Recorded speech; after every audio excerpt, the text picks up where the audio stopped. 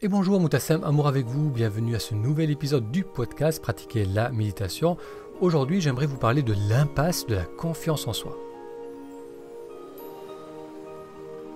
Si c'est la première fois que vous découvrez ce podcast, bienvenue, j'y parle de méditation et de comment méditer nous aide à apprécier davantage la joie de vivre le moment présent. Alors avant de découvrir le sujet d'aujourd'hui, quelques informations. Tout d'abord, durant ce mois de juillet et d'août, je vais continuer à vous proposer un épisode par semaine. Les années précédentes, j'avais diminué la fréquence. Donc cette année, j'ai décidé de rester sur cette fréquence hebdomadaire de nouvel épisode parce que personnellement, je continue à méditer, je continue à lire sur le sujet, à explorer le sujet. Et donc pour tous ceux et celles qui veulent garder une continuité dans votre pratique et avoir accès à ces épisodes, sachez que chaque épisode durant tout l'été, il y aura un nouvel épisode par semaine. Deuxième information, durant le mois de juillet, pour toutes les personnes qui s'inscrivent au programme Méditer aujourd'hui, j'aimerais vous offrir le livre Apaiser l'esprit, qui est un livre où je relate mon expérience de la méditation.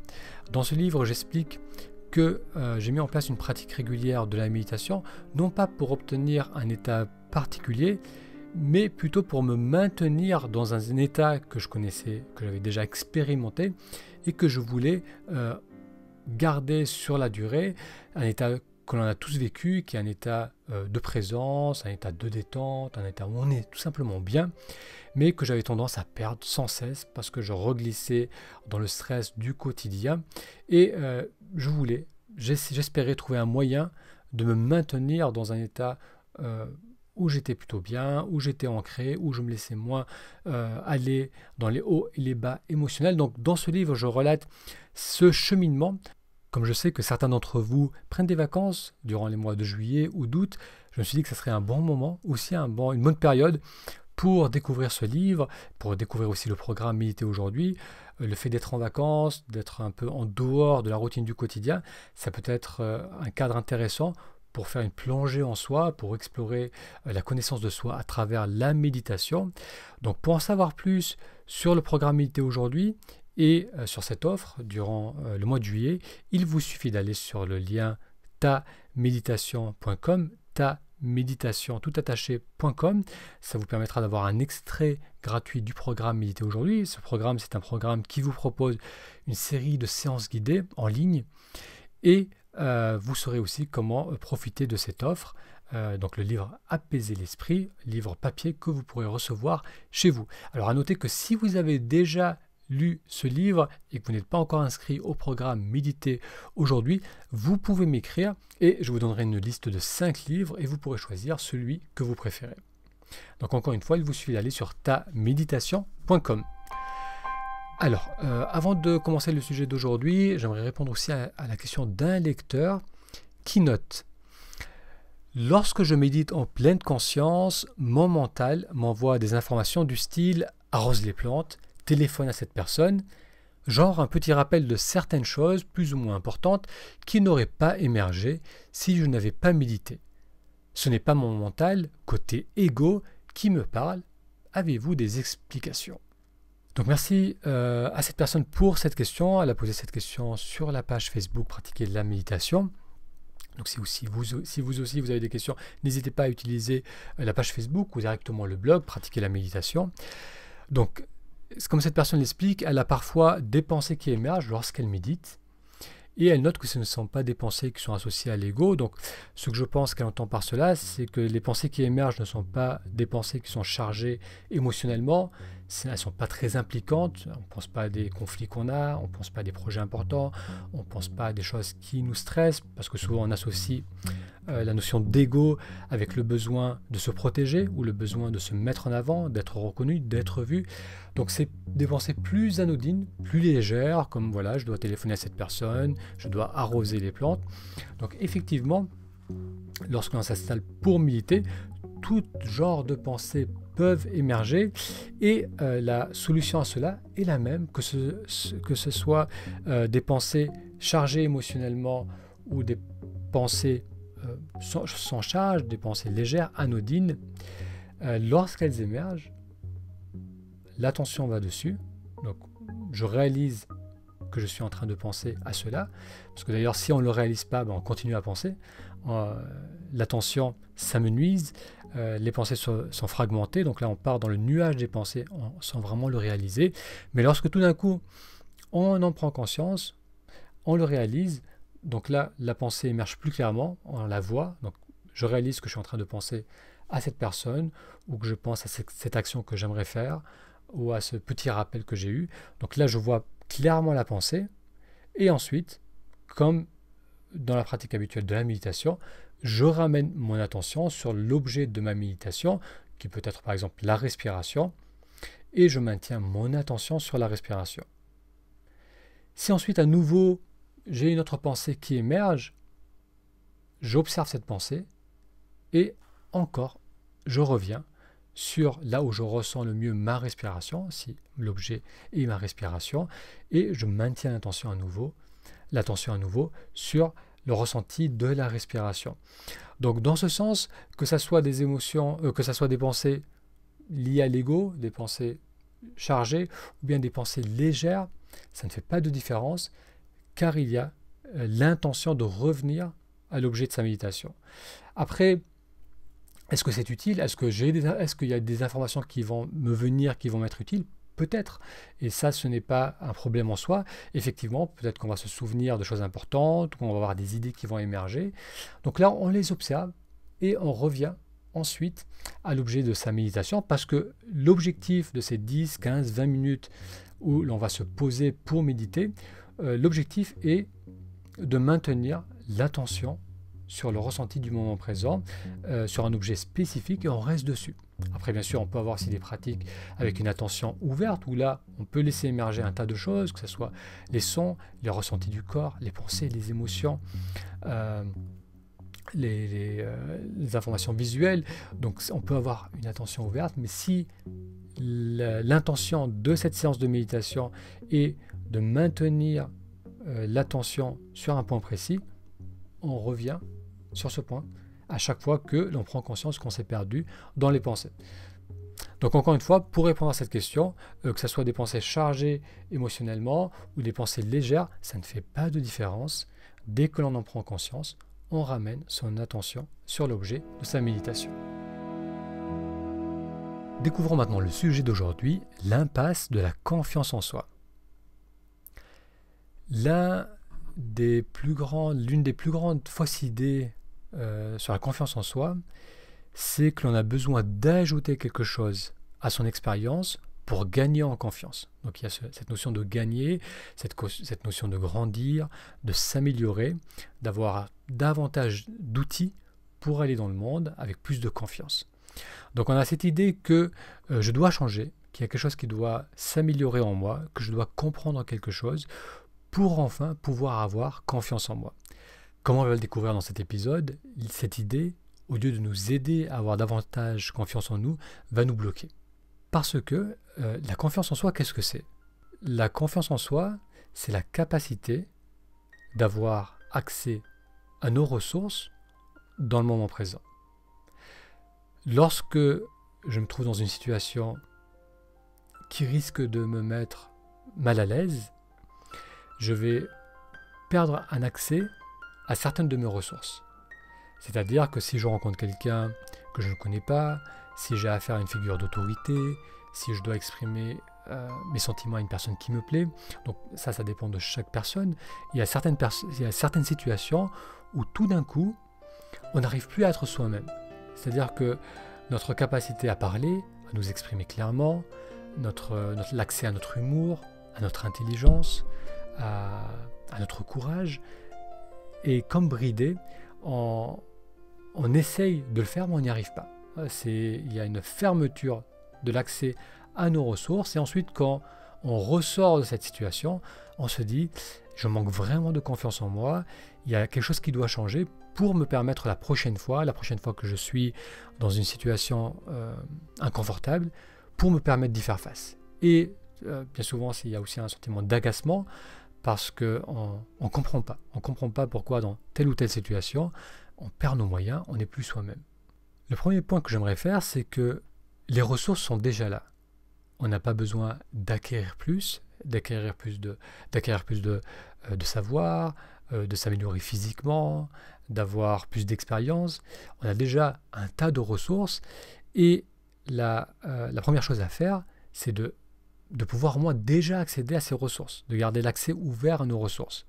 Donc la priorité n'est pas d'accumuler plus de savoir-faire, plus de qualité, plus de ressources, mais plutôt d'accéder à ce que l'on a déjà. Et le simple fait de faire cela va déjà grandement améliorer notre interaction avec les autres. Ça va nous permettre d'aller dans des situations qui habituellement nous étaient très inconfortables. Ça va même nous surprendre à quel point on peut être à l'aise avec des personnes qu'on ne connaît pas ou dans des situations inattendues, si seulement on pouvait avoir accès aux ressources que l'on a déjà en soi. Moi, personnellement, pendant longtemps, je ressentais le besoin d'acquérir toujours plus et surtout de garder. Et très souvent, c'était source de stress, c'est-à-dire que je pouvais lire des livres, je lisais des livres, des articles, j'écoutais des vidéos. Donc ça m'intéressait, ça me passionnait et je me disais que tout cela allait m'aider dans mon travail, tout cela allait m'aider dans mes relations, tout cela allait m'améliorer et je prenais des notes, j'essayais de trouver des moyens de mémoriser au mieux. Et bien sûr, c'était une tâche ardue parce que d'une part, ma mémoire, elle a ses limites et je pense personnellement de ne pas avoir une particulièrement bonne mémoire en plus. Donc ça avait ses limites et c'était plus source de frustration qu'autre chose. Parce que plus je m'exposais à des choses qui m'intéressaient, plus je ressentais la frustration d'être incapable de tout garder et de tout utiliser. Et puis graduellement, j'ai appris que j'avais déjà accumulé certaines expériences, un certain savoir, et si seulement je pouvais au moins avoir accès à cela lorsque j'étais dans des situations inconfortables, déjà ça serait un grand plus. Et effectivement, lorsqu'il y a eu c'est un début d'ouverture aux ressources qui étaient déjà là, eh bien je me rendais compte que j'avais ce qu'il fallait au bon moment. Donc le premier point, c'est de réaliser que l'on a déjà aujourd'hui un tas de ressources et qu'on n'a pas besoin d'accumuler plus parce que déjà avec les ressources que l'on a aujourd'hui, ça peut déjà nous amener une grande amélioration dans la qualité de nos interactions et dans la qualité de notre vie. Alors le deuxième point qu'on va découvrir, c'est comment garder l'accès ouvert à nos ressources, parce que c'est ça la grande question, c'est que pourquoi est-ce que dans certaines situations, on se bloque, pourquoi avec certaines personnes, on est simplement plus soi-même, pourquoi on perd nos moyens lorsqu'on sort en dehors de notre zone de confort. La réponse que j'aimerais vous donner à cette question n'est pas une réponse théorique, mais c'est plutôt une expérience, et c'est une expérience que vous avez déjà eue. Essayez de repenser à des situations inconfortables, ou même à vous projeter dans une future situation qui peut vous être inconfortable, ou repenser à un conflit dans lequel vous vous trouvez actuellement et auquel vous avez l'impression de ne pas avoir les outils pour y faire face. Donc essayez de vous reconnecter à cette énergie, à cette situation. Et si vous portez l'attention sur votre posture, sur votre corps, vous avez peut-être remarqué qu'il y a une crispation, qu'il y a un début de crispation. Habituellement, cette crispation se fait au niveau de la poitrine. Donc il y a comme une fermeture de la posture, avec les épaules qui glissent en avant et la poitrine qui s'éloigne. C'est une posture, c'est une réaction instinctive, c'est une fermeture pour nous protéger. Donc lorsque notre être se perçoit en danger, dans une situation inconfortable, ou même lorsqu'il se projette mentalement dans une situation inconfortable, il va instinctivement adopter cette dynamique de protection, cette dynamique de fermeture. Donc il va y avoir une crispation au niveau du corps, mais aussi au niveau du mental. L'attention va se focaliser sur ce qui ne va pas et on va perdre ainsi l'accès à d'autres parties de notre cerveau. On va aussi perdre la capacité de rester ouvert, de rester disponible, de ressentir de la vitalité en soi.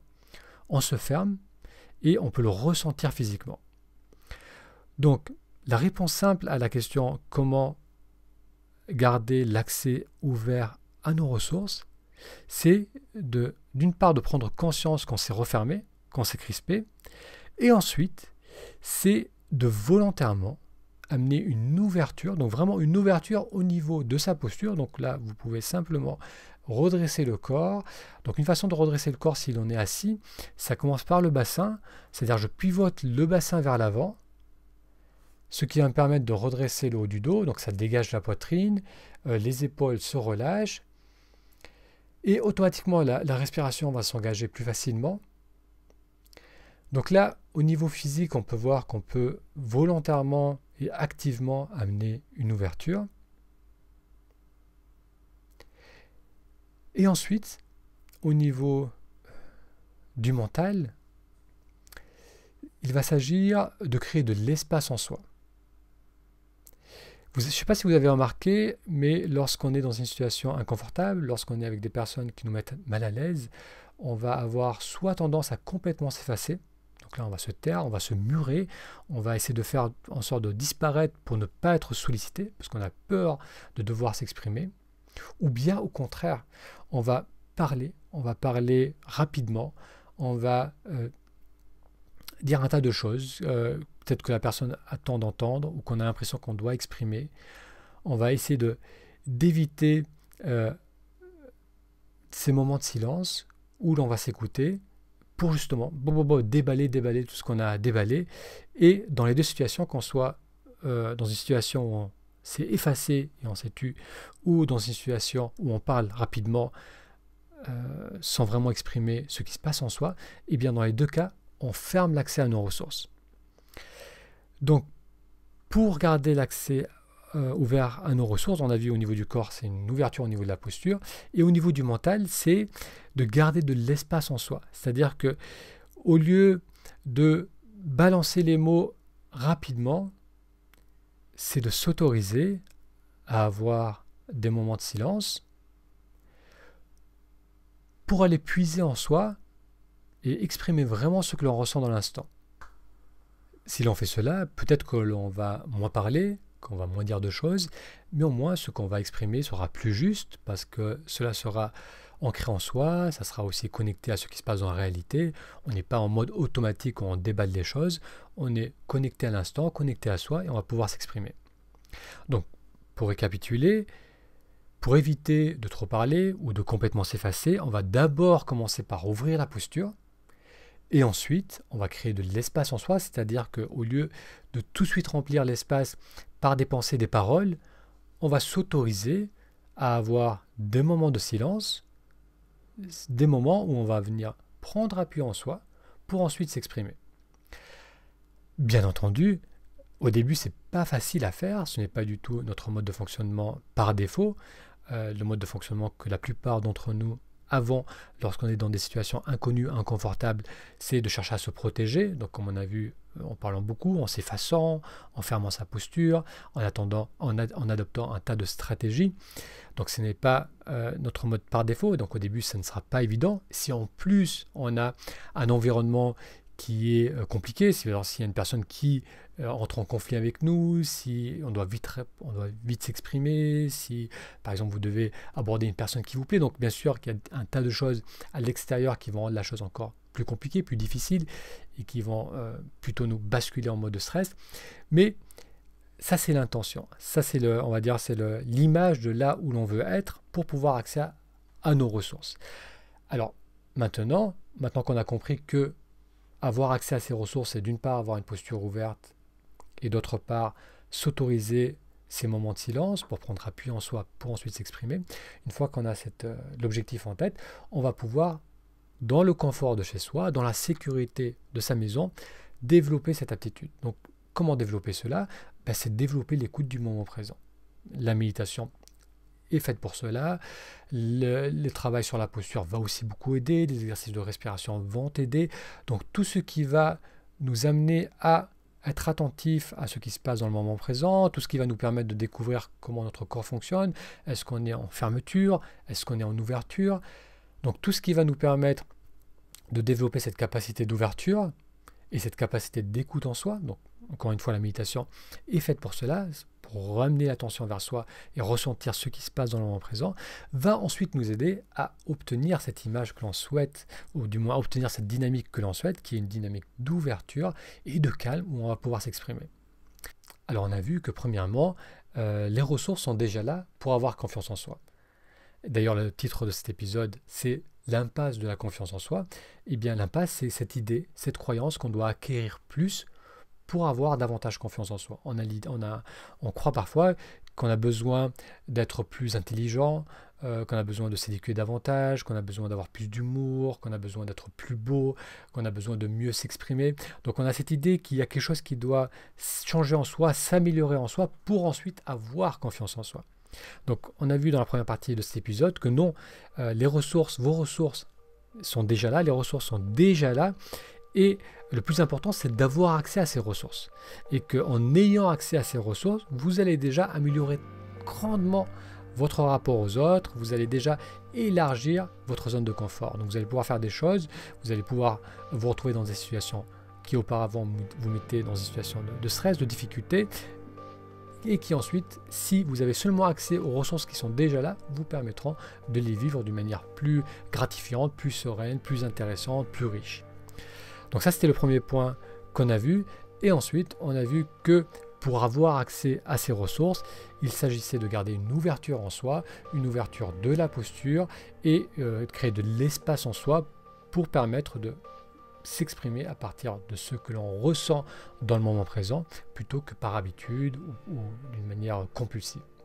Ça, c'est encourageant. C'est encourageant parce qu'on réalise que tout est déjà là et que l'idée de devoir faire un effort, de devoir attendre que quelque chose change pour pouvoir faire des choses plus intéressantes, plus enrichissantes, c'est une idée fausse, c'est une idée au contraire qui nous bloque, parce qu'on a beau acquérir des choses, et vous avez certainement déjà fait cette expérience, de lire des livres sur le développement personnel, de faire un tas de choses, de faire du sport pour essayer de changer physiquement, donc on acquiert, on essaie de s'améliorer, d'acquérir de nouvelles choses, mais tant qu'on ne développe pas la capacité d'avoir accès à nos ressources, eh bien ça ne sert pas à grand chose, parce que si dès qu'on se retrouve dans des situations inconfortables, l'accès à ces ressources disparaît, eh bien on ne va pas pouvoir en profiter.